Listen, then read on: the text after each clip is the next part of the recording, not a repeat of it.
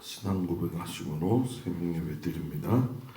전능하사 천지를 만드신 하나님 아버지를 내가 믿사오며 그 외아들 우리 주 예수 그리스도를 믿사오니 이는 성령으로 잉태하사 동정녀 마리아에게 나시고 본디오 빌라도에게 고난을 받으사 십자가에 못 박혀 죽으시고 장사한 지 4일 만에 죽은 자 가운데서 다시 살아나시며 하늘에 오르사 전능하신 하나님 우편에 앉아 계시다가 저리로서 산 자와 죽은 자를 심으시리라. 성령을 믿사오며 거룩한 공예와 성도가 서로교통하는 것과 죄를 사하여 주시는 것과 몸이 다히 사는 것과 영원히 사는 것을 믿사옵나이다. 아멘. 445장 찬양합니다.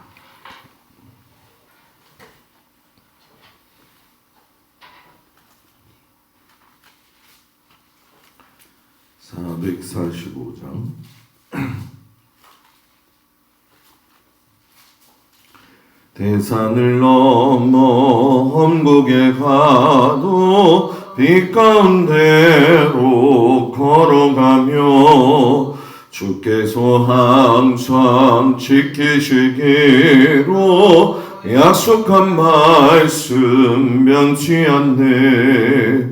하늘의 영광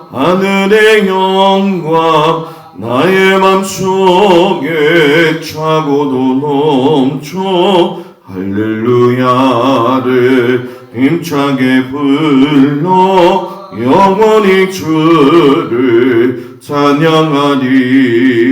캄캄한 밤에 다닐지라도 주께서 나의 길 되시고 나에게 맑은 빛이 되시니 길 잃어버릴 염려 없네.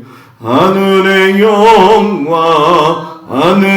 영광 나의 맘속에 차고도 넘쳐 할렐루야를 힘차게 불러 영원히 주를 찬양하리. 아멘. 오늘 말씀은 욥기 25장에서 31장까지 말씀인데요. 욥기 25장 31장까지 말씀. 읽을 말씀은 27장 1절에서 12절까지 말씀을 보도록 합니다. 욥기 27장 1절에서 12절까지 말씀을 다 같이 한 목소리로 봉독하겠습니다.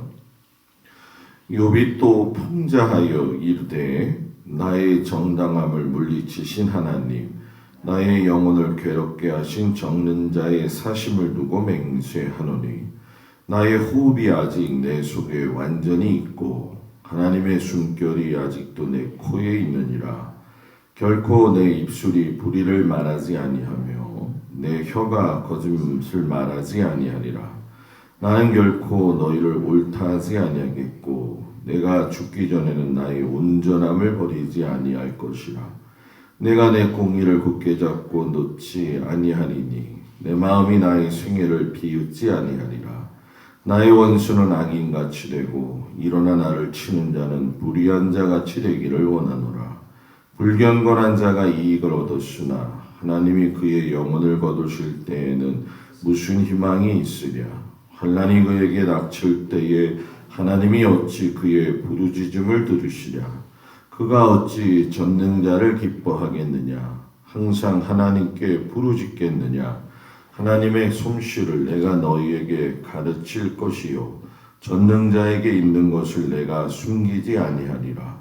너희가 다 이것을 보았거늘 어찌하여 그토록 무익한 사람이 되었는고. 아멘. 오늘도 주님 앞에 나온 성도들을 축복합니다. 친구 3명 그리고 오늘이 이제 마지막 그 친구였던 빌닷의 3번째 대화가 마무리 이제 되어지는 아주 중요한 또 전환점이 되어지는 그런 날이기도 합니다. 그 빌닷이 그 욥에게 하는 중심된 내용을 보게 되면은 사람이 하나님 앞에 벌레만도 못한 존재다. 요것을 이야기해요. 우리도 뭐 흔히 기도할 적에 그런 비유법을 많이 쓰잖아요. 하나님 앞에 우린 벌레만도 못하다. 그래서 예전에 전영된 목사님인가요? 그 벌레만도 못한 내가 주를 위해 살겠나이다. 그 찬송이 있던 거 아마 기억을 하실 겁니다. 근데 이 빌닷이 왜 인간이 하나님 앞에 벌레만도 못하느냐? 그거를 이제 오늘 빗대면서 이야기했던 것이 욥기 8장에서도 이미 한번 언급이 됐지만 욥의 자녀들이 죽게 된 것을 오늘 빌닷이 이야기를 해요. 실상 자식이 죽는 것만큼 그 마음에 어렵고 또 그 마음에 힘든 말로 할 수 없는 그런 것이 자녀의 죽음이잖아요. 이 빌닷이 이 부분을 또 파고 들어갑니다. 이 사람이라는 게 참 무서운 것 같아요. 왜냐하면 그 사람의 약점은 그 사람의 최고의 위로와 평안을 줘야 되는 그러한 것인데 욥이 자녀가 죽고 난 이후에 빌닷이 짧은 생각을 가지고 뭐라고 이야기하냐면은 하나님은 위대하시고 인간은 위대하지 못하기 때문에 하나님께서는 너가 당하고 있는 그 고통이 결국 너의 자식도 죽은 것은 너의 삶이 하나님 앞에서 벌레 같은 인생이고 구더기 같은 인생이기 때문에 어쩔 수 없이 죄를 짓고 어쩔 수 없이 그런 결과가 올 수밖에 없다 하고 그럴듯한 이야기를 하지요. 그래서 욥기 25장 6절에도 보면은 하물며 구더기 같은 사람, 벌레 같은 인생이랴. 그러면서 4절에 25장 4절에 보면은 하나님 앞에서 사람이 어찌 의롭다 하며 여자에게서 난 자가 어찌 깨끗하다 하랴 이렇게 이야기를 한단 말이죠. 빌닷의 이런 논리를 보게 되면서 우리가 깨달을 수 있는 것이 하나님의 손으로 인간은 창조가 되었단 말이에요. 그렇죠? 그러니까 지금 이 빌닷이 말하는 게 벌써 어긋나는 이유 중에 하나는 인간이 벌레 같은 존재라고 하는 것은 인간 스스로가 이야기하는 거예요. 그리고 빌닷이 이야기하는 거지만 하나님의 관점에서 우리를 바라볼 적에는 하나님의 손으로 창조된 것이 사람이고 더욱이 하나님의 형상을 띈 존재로 하나님이 우리를 만드셨다라고 이야기했죠. 그렇기 때문에 하나님이 보실 때에는 우리가 너무 귀중한 존재라는 거죠. 너무 사랑스러운 존재고, 근데 이 빌닷이 이러한 하나님의 크신 생각을 모르고 당장에 당하는 그 고통을 바라보면서 벌레만도 못한 인간이다라고 하는 자기의 보편적인 생각을 자꾸 정당화시키려고 한다는 거죠.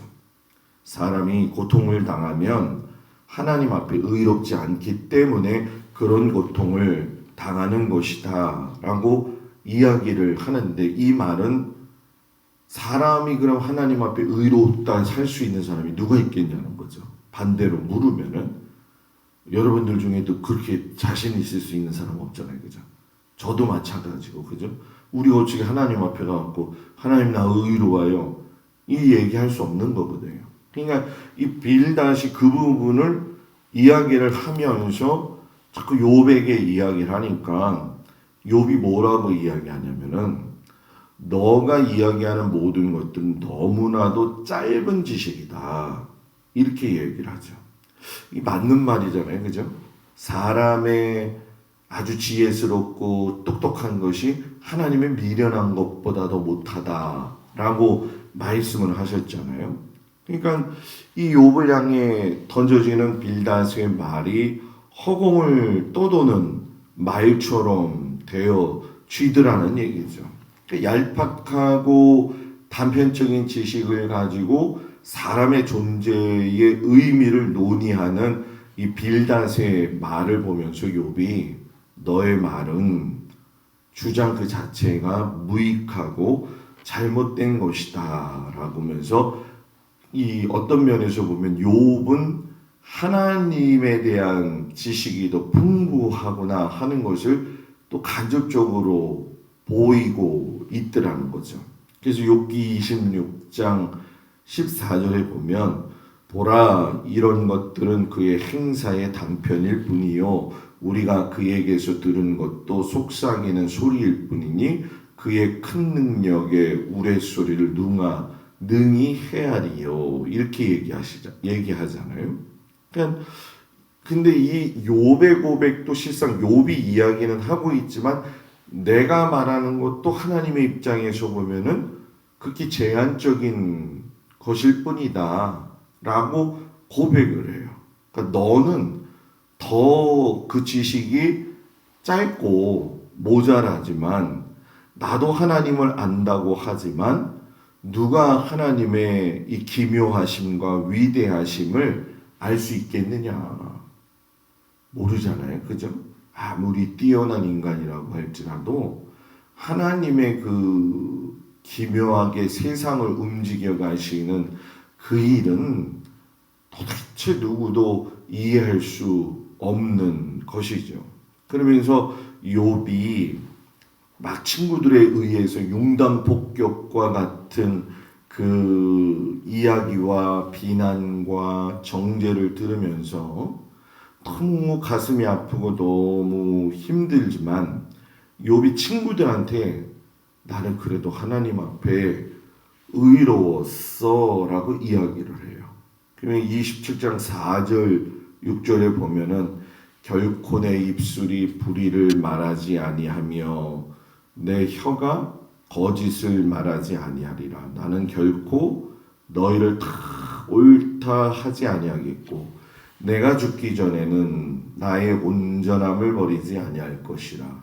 내가 내 공의를 굳게 잡고 놓지 아니하리니 내 마음이 나의 생애를 비웃지 아니하리라. 아니다. 내 인생은 내 입술에서는 결코 나쁜 말이나 남을 해롭게 하는 그런 일들을 하지 않았다. 그러면서 너희가 내 원수처럼 불의한 자처럼 나를 힘들게 하는데 내가 어찌 희망이 있겠느냐라고 하면서 의인이 상을 받고 악인이 벌을 받는 것은 하나님께서 세상 다스리는 이치라고 했던 그 부분에 대해서 아니다라고 이야기를 하는 거죠. 여러분 우리가 악인이 잘 될 때 뭐 저도 그렇지만 여러분들도 다 느끼잖아요. 야 저렇게 악하게 사는데 왜 잘 살지? 그런 사람들을 만나게 되잖아요. 저 사람은 정말 하나님 말씀대로 사는데 왜 또 저렇게 못 살지? 이런 경우가 있잖아요. 그죠? 근데 이것을 가지고 악인과 선의 마지막 삶의 결론을 기준 지어서는 안 된다는 거예요. 왜냐하면 악인이 영원히 악인으로 평안을 누리며 사는 게 아니라는 거죠. 그리고 의인이 고통 속에서 끝까지 고통만 당하다가 죽는 건 아니라는 거죠. 삶의 고통 속에서 산다 할지라도 의인들은 영원에 잇대어서 소망을 가지고 살기 때문에 악인은 결국에는 평안하다 하지만 끝에는 심판이 있을 뿐이고 결국은 후손도 멸망하고 재물도 멸망하여 지는 것이다. 조롱받을 수밖에 없다라고 하는 거죠. 욥기 17장 14절에 가면 그런 얘기를 해요. 악인에 대해서 악인의 자수는 번성하여도 칼을 위하며 그의 후손은 음식물로 배부르지 못할 것이고 19절에 가면은 부자로 누우려니며 다시는 그렇지 못할 것이요 눈을 뜬즉 아무것도 없으리라. 악인의 후손이 결국에는 비참한 모습이 되어서 조롱받을 것이다. 근데 우리가 이제 흔히 그런 고백을 하지만 욥이 이렇게 당당하게 자기 자신에 대한 의로움을 이야기하려는 건 아니에요. 여기서 가장 큰 초점은 뭐냐? 하나님은 악인의 마지막을 심판하시는 분이고 선한 사람의 마지막을 또 세워주시는 분이다 라는 얘기죠.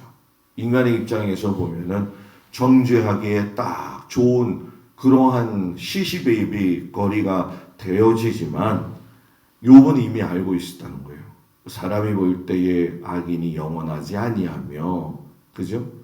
또한 우리 선한 의로운 사람들은 고통이 오래 이렇게 끝까지 가는 게 아니하다는 거죠. 그러면서 자기 자신의 그 과거의 모습을 회상해요. 그 자신의 과거에 어떤 일이 있었느냐? 우리가 잘 아는 것처럼 많은 사람들한테 존경을 받았잖아요. 그리고 의인으로 인정받기에 합당하니까 사람들한테 인정받는 그 모습이 영광스러울 정도로 자기 자신이 그런 사람이었다라고 이야기를 해요. 그래서 우리가 지난 그 수요일 성경 이야기 예배 때 나오지만은 그 성문 어귀에 가면 장로들이 모여 앉아가지고 재판을 하는 것처럼 자기도 존경받는 사람으로서 어귀에 앉아가지고서는 많은 사람들을 이렇게 용기도 주고 때로는 심사를 갖다가 하기도 하고 이런 존경받는 사람이었었다라고 이야기를 해죠. 그러면서 나는 그때로 돌아가고 싶다라고 이야기를 해요. 그리고 나는 많은 이들에게 선한 일을 베푼 사람이었기 때문에 축복의 사람이었다. 그래서 오늘 저녁 예배가 하늘 보석, 그 눈물의 보석 사람 욥이라는 제목으로 말씀을 전하게 되잖아요. 그러니까 이 하나하나 얘기하는 욥의 마음의 진정성을 여기서 우리가 살펴보면서 느낄 수 있는 건 그게 사단이 빌미가 된 거예요. 뭐라고 빌미가 되냐? 하나님의 복과 인간의 삶은 하나님이 복을 부어 주시지 않으면 저럴 수 없다. 요게 사탄이 걸고 넘어가는 거잖아요. 그러니까 하나님이 그래? 어디 한번 그러면 너가 시험을 해봐. 라고 이야기를 하셨고 그것이 빌미가 되어져서 욥이 환난을 당하게 되긴 했지만 우리가 욥을 보면서 느끼는 거는 아직까지 한 번도 하나님을 저주하지 않았다라는 얘기죠. 그리고 하나님께 계속적으로 아뢰는 게 뭐냐니 하나님 나 좀 돌아보아 주세요. 하나님 나 좀 돌아보아 주세요. 내가 하나님 앞에 간구하니까 나에게 자비를 베풀어 주세요. 이런 계속적인 기도를 해요. 사람이 입술로 범죄할 때가 참 많잖아요. 그죠? 살다 보면은 우리들 스스로도 그러잖아요. 아, 이거 진짜 하나님이 살아계셔 하면서 하소연할 때가 있잖아요. 그죠? 그런데 이 욥을 보면서 느끼지만 그가 지금 현재 당하는 고통에 집중은 하고 있지만 고통의 주관자가 하나님이라고 생각하지는 않았다는 거예요. 이거는 살면서 그래서 이 사탄이 당신이 복 주셨기 때문에 욥이 저렇게 복 받은 거 아닙니까? 그러나 하나님이 배제된 상황 속에서도 욥은 하나님에게 대해서는 범죄하지 않았다라는 거죠. 이것이 바로 우리가 욥을 통해서 배워야 아주 할 중요한 점이라는 거죠.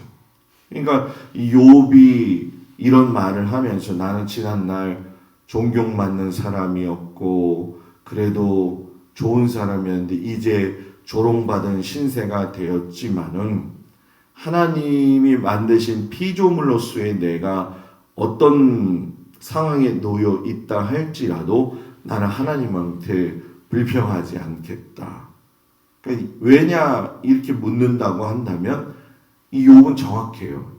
사람을 향한, 인생을 향한 하나님의 궁극적인 생각은 재앙이 아니라 평안이고 소망이기 때문이다. 하나님께서 여러분들이나 저나 막 잘못되고 막 어렵게 살기를 원하시는 것 아니시잖아요. 그죠? 그래서 예레미야 29장 11절에 보게 되면은 이스라엘 백성들이 고통을 당할 때에도 하나님은 뭐라고 이야기하시냐면은 너희를 향한 나의 생각을 내가 안 하니 평안이요 재앙이 아니니라 너희에게 미래와 희망을 주는 것이니라. 이스라엘 백성들이 얼마나 잘못했어요. 그죠? 그런데도 불구하고 내가 너희들에게 주는 거는 희망을 줄 거야. 이렇게 말씀하시잖아요. 다윗이 그렇게 어려움 속에 숨어 다닐 때도 시편 23편을 지으면서 내가 사망의 음침한 골짜기 다닐지라도 주님 나와 함께 하신다라고 고백했던 그 모습이 욥에게서도 우리들의 삶을 통해서 보면 그 고통 속에서도 우리를 이끌어 가신다는 거죠. 그러니까 오늘 하루의 삶이 어떤 여러 가지 복잡하고 또 웃을 일도 생기고 웃지 못할 일도 생길 때도 있지만 결국에 하나님이 우리에게 주시고자 하는 건 평안과 소망이라는 거죠. 또 우리 모든 성도들도 그 마음에 평안과 소망을 잃어버리지 않기를 축복합니다. 이 욥의 이제 지금 마지막을 달려가면서 욥이 자기에 대한 이야기를 해요. 나는 진짜 조목조목 이야기하는데 나는 의로웠던 사람이야. 사회적인 잣대로 판단해도 나는 정말 의로웠던 사람이야. 나는 신앙적으로도 의로웠던 사람이야. 이렇게 이야기를 하잖아요. 그래서 이 욥기를 보면서 오해의 소지가 있는 것들이 있는데 그것은 욥의 친구들이 오해했죠. 맨 처음에 뭐냐? 너가 죄가 있기 때문에 이렇게 됐다. 이것도 오해잖아요. 사탄 오해했죠. 하나님이 복을 주셨기 때문에 저렇게 사는 거 아니겠냐고. 또 욥의 아내도 오해했죠. 하나님께서 욥을 저주하신 거니까 너 욕하고 죽어라. 이렇게 얘기하면서 오해를 했잖아요. 그리고 나중에 욥이 가가지고서는 자신의 의로움을 왜 하나님께서 인정해 주시지 않지? 그러면서 그것 때문에 고통받나? 이런 의심의 오해를 하게 돼요. 그러나 오늘 이 말씀에서 우리에게 주시는 것은 우리가 이렇게 어리석은 오해를 품고 하나님의 사랑을 의심할 때라도 이 오해를 풀어주실 분은 누구라는 거예요? 하나님밖에 안 계신다라고 하는 것이죠. 선악간의 모든 것을 분별하시는 아버지 하나님께서 우리의 모든 것들을 바라보시면서 오해가 있는 것도 풀어주시는 분이 하나님이시고 평안과 소망을 주시기 원하시는 이 아버지 하나님의 귀한 그 사랑, 이것을 다시 한번 우리들의 마음속에 생각해 보면서 그래, 내가 살면서 하나님은 나를 이렇게 사랑하시고 인도하시는 분이지, 이거를 마음속에 두고선 평안과 기쁨을 가지고 지금 내게 닥친 고난이나 환경이 좀 어렵다 할지라도 우리가 믿음을 가지고 위기를 잘 넘기면서 하나님께 영광된 삶을 살 수 있는 우리 모두가 되기를 주의 이름으로 축복을 드립니다. 기도하겠습니다.